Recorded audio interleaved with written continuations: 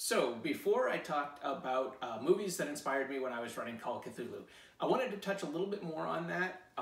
So I want to talk about first three movies that capture the essence of a Lovecraft story without actually being inspired by a Lovecraft story. The first one is The Crawling Eye, aka the Trollenberg Terror. This one has a bit of a reputation because it was done on Mystery Science Theater. I'll say the movie is better than its reputation. Part of it too is the edition that they had, the print they had was terrible. You get a good print of it. It's actually a nice looking movie and it's got a cool creepy atmosphere and weird monsters. It's pretty good. Then there's two pretty obvious ones that fans of the horror genre already know, but I want to talk about them anyway.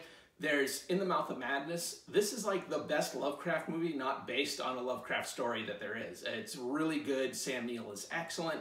It's got a cool, creepy story, and it feels very much like the kind of thing that he wrote, even though this is not officially based on any one story. After that is another obvious one, The Thing, based on a John W. Campbell story, Who Goes There?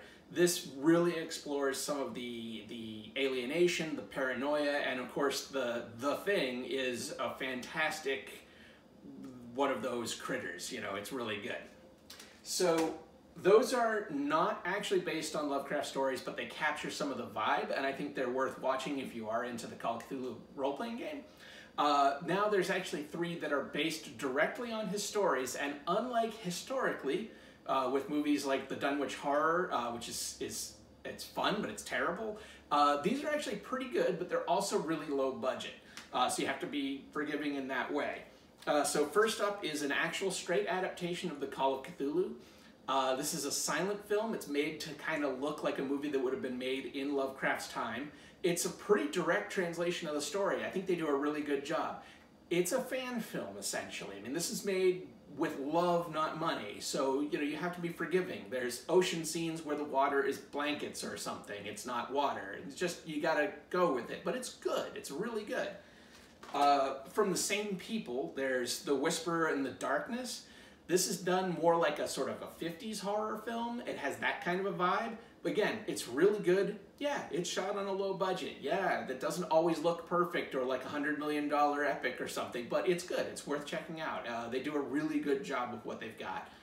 And then last up is a movie from Germany. This is an excellent version of The Color Out of Space. I'll never say the German name right. It's like Die Fabra, something like that. I don't know. I can't speak German.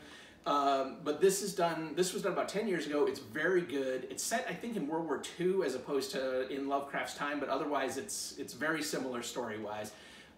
They do an excellent job with this. Again, it's black and white, has a little bit of color that's used, interestingly.